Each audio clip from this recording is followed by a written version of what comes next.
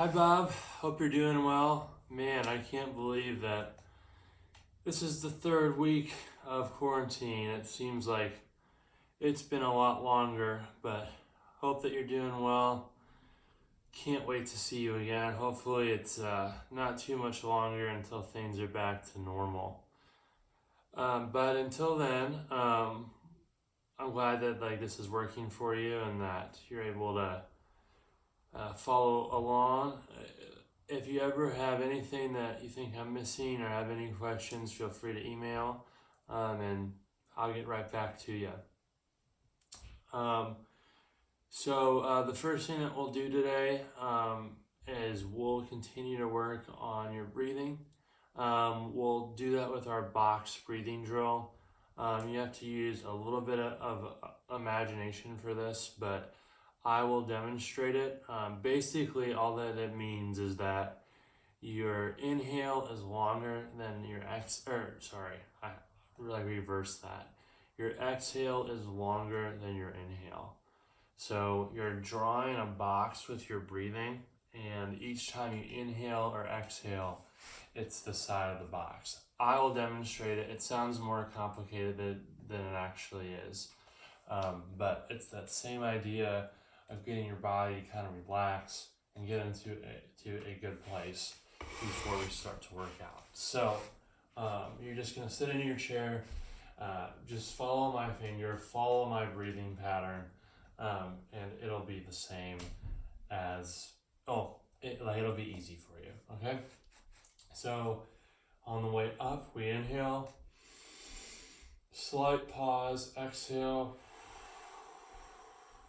all the way across, pause, inhale, and exhale. We'll do that 4 more times. So inhale, exhale, inhale, exhale. 3 more times. Inhale, exhale, inhale, exhale. 2 more. Inhale, exhale, inhale, exhale. Last time. Inhale, exhale, inhale, exhale. Good job. All right. So having said that and done that, we're going to move on to your neck stretches. We're going to do our chin to chest and then some tilts. So we're going to do 8 of each of these. You're going to take your chin to your chest. So you're sitting up nice and tall. You can have your back against the chair. You're taking your chin to your chest 8 times. 1, 2, 3, 4, 5, 6, 7, 8. Good.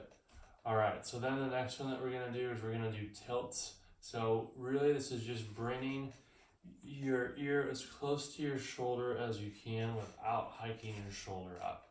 So as you do this, you don't want to pull your shoulder up. Just get as low as you can without moving your shoulders. All right, we're going to do 8 of these. 1, 2, 3, see, keep this tempo going. 4, we're moving nice and slow and controlled. 5, 6, 7, and 8. Good. All right, so then we're gonna move on down to your shoulders, still working on this back area. We're doing our shoulder rolls. So doing 10, 1, so shrug up and then roll back. 2, 3, 4, 5, 6, 7, 8, 2 more, 9, and 10. Good. Once we've done those, we're going to go into our spinal waves. Spinal wave, you're sitting in your chair. This time your back is off the back of your chair. Your hands are just dangling in between your legs. You're trying to keep your upper body nice and relaxed on the way down. And your back is going to do that C shape or that wave shape every time. We're going to do 10 of these. So we're sitting up nice and tall. Hands are in between our legs. You're going to start the motion as always by taking your chin to your chest, letting your back round. See how my back is rounding? I'm taking my chin off my chest to the bottom, pulling my back up nice and tall. We're going to do that 9 more times. So 2,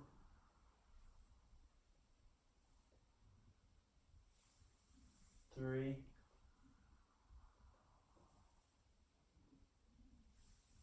4, 5,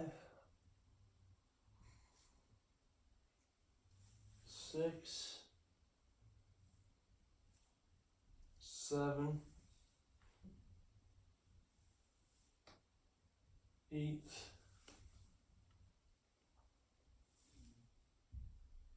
9,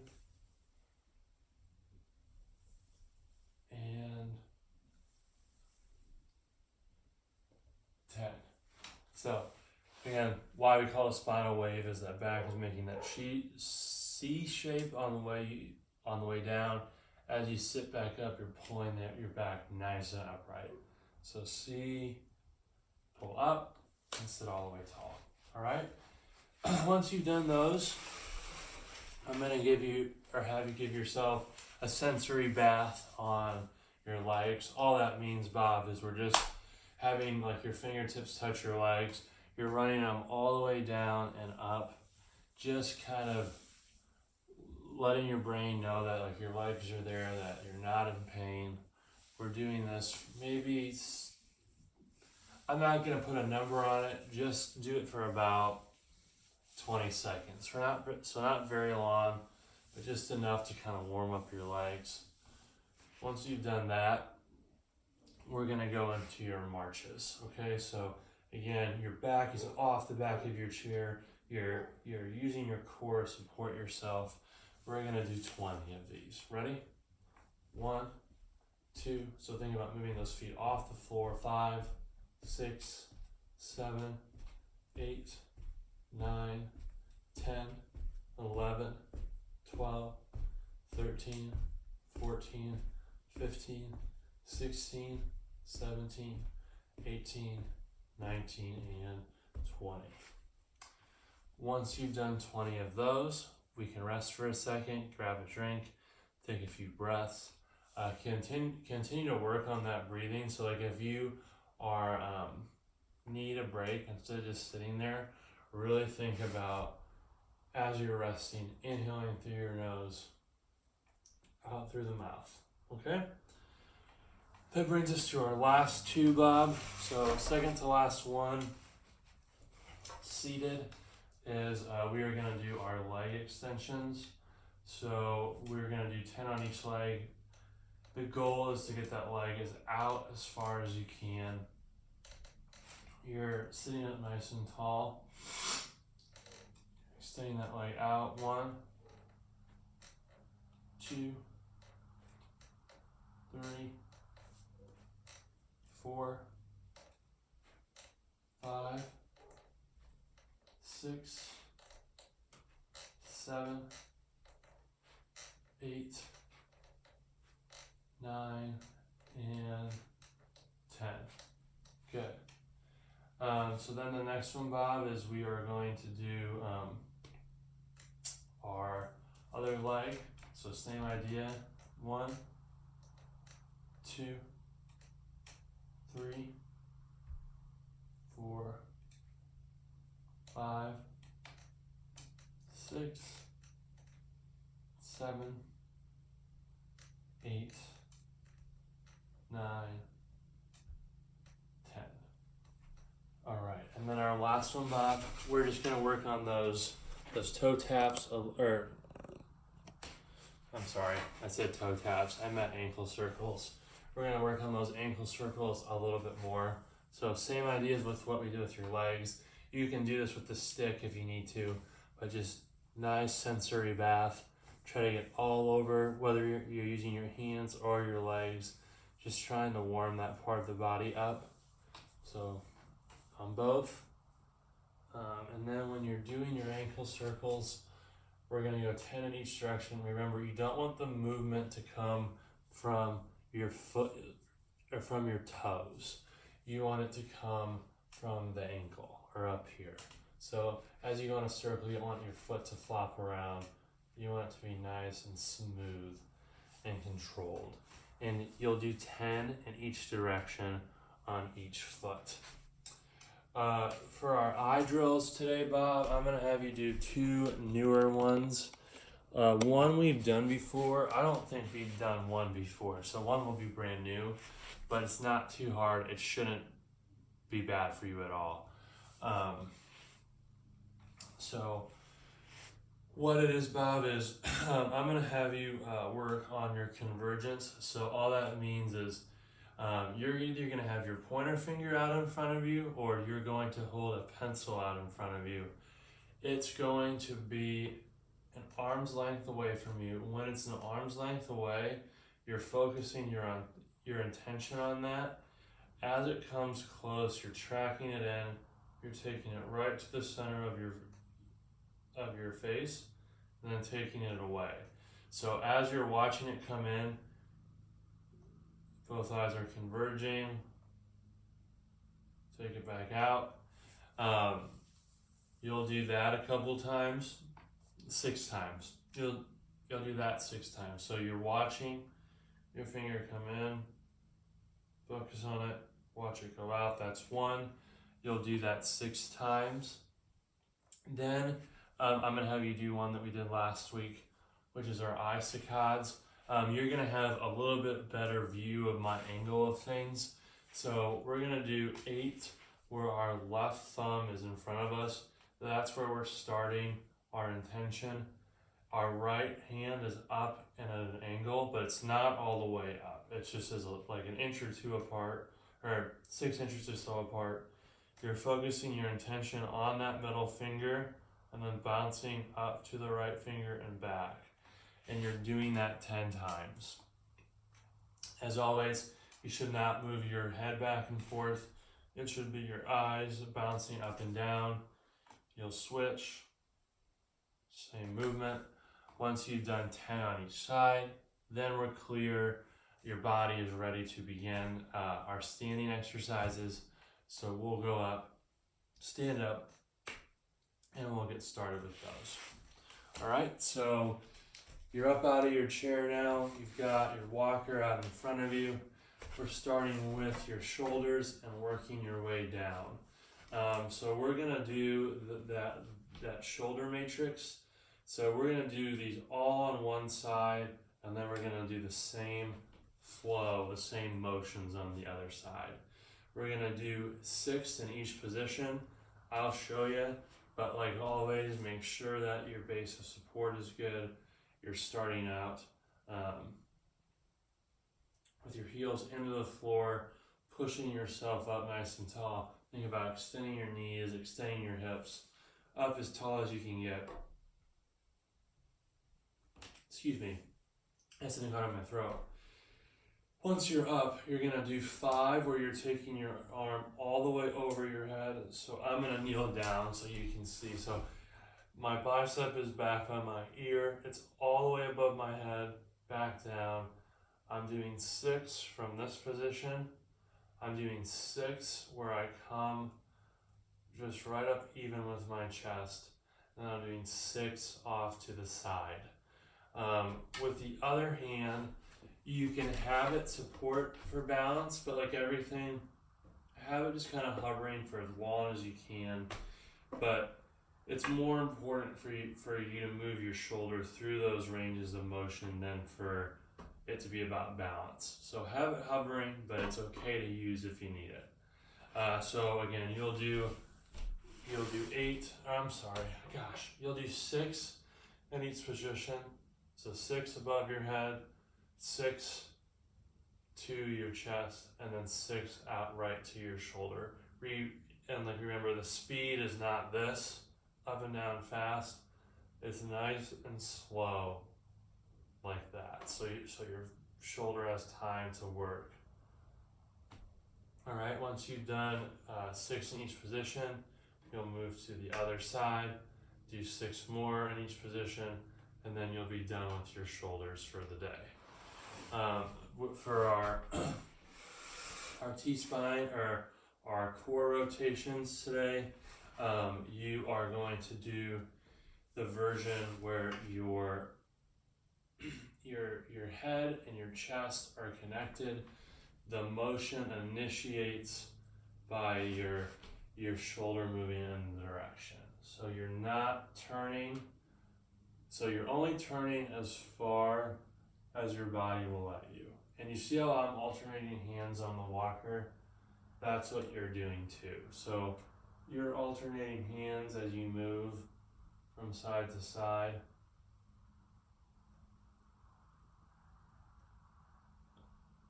Good. All right, so we'll do 10 of those, Bob. And I'm sure that you know this now because we've done it a bunch. But make sure that your neck is connected to your chest. That you're not just whipping your head around.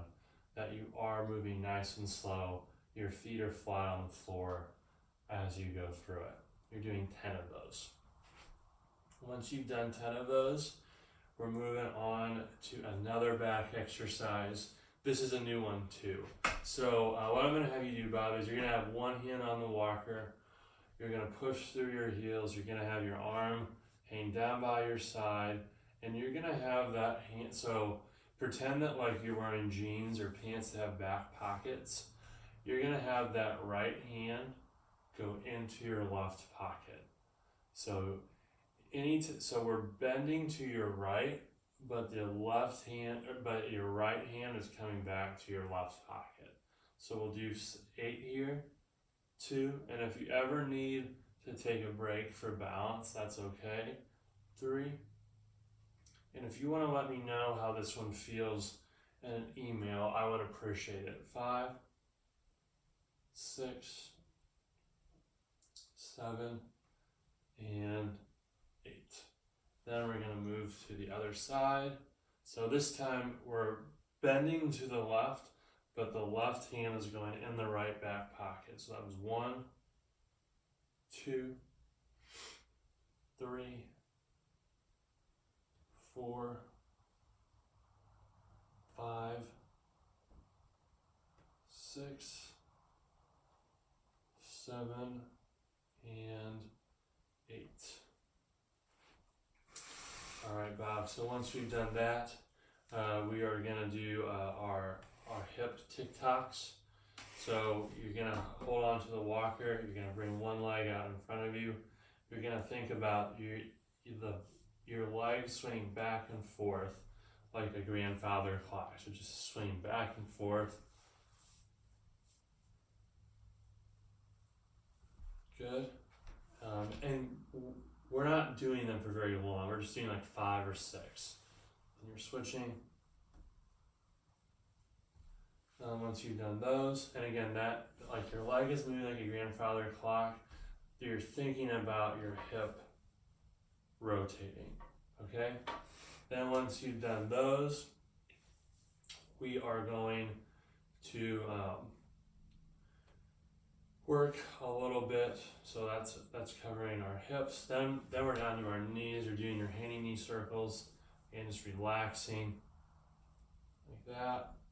The other way. Doing those. Other way.